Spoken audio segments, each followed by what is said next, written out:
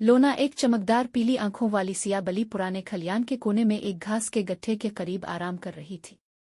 लकड़ी की दरारों से सुनहरी धूप अंदर आ रही थी जो फर्श पर खूबसूरत रोशनी बखेर रही थी।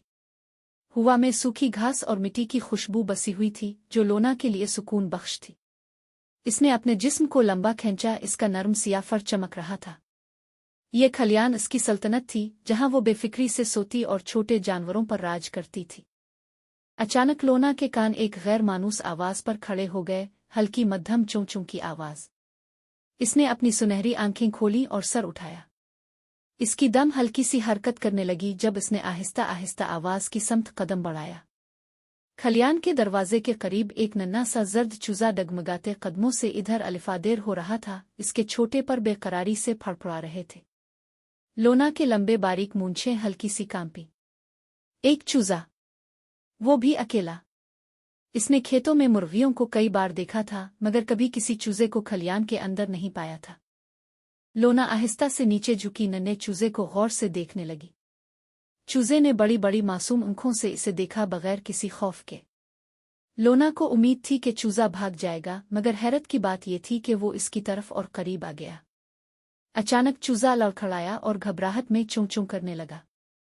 बगैर सोचे समझे लोना ने अपना जिस्म नीचे झुकाया और अपने नर्म पंजों को इसके गिर्द लपेट लिया जैसे इसे तहफ़्फ़ुज़ दे रही हो।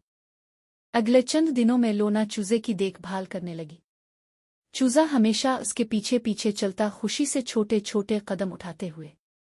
शुरू में लोना को ये अजीब लगा, वो हमेशा अकेली रहती थी। मगर चूजे की मस्ती, इसका तजस्सुस और बेखौफ भरोसा इसे पसंद आने लगा। वो बैठकर इसे देखती जब वो घास में इधर अलिफादेर फुदकता।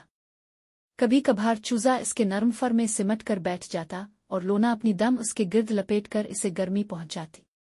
अब खलियान पहले जैसा तन्हा महसूस नहीं होता था। दिन गुजरते गए और चूजा बड़ा और ज्यादा खुद एतमाद हो गया।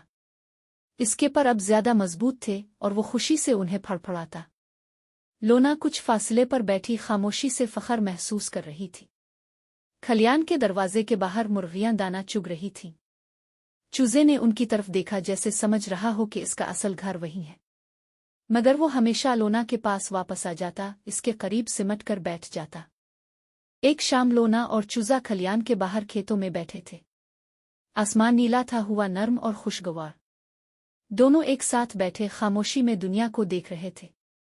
अब चूजा पहले जैसा कमजोर नहीं रहा था मगर उनकी दोस्ती जुं की तो कायम थी। लोना जो पहले तन्हा बली थी अब एक बेहतरीन साथी रखती थी। हुआ ने घास में हल्की सरसराहट पैदा की और लोना ने अपनी दम हल्की सी हिलाई। कुछ रिश्ते चाहे जितने भी गैर मुतवक्के हों हमेशा के लिए बन जाते हैं।